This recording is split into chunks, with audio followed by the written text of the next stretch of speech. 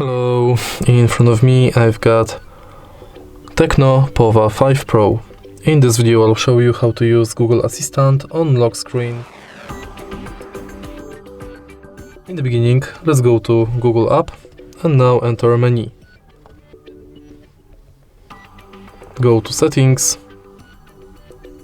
Google Assistant, voice match, and enable Hey Google function. Now let's try it out. Hey Google.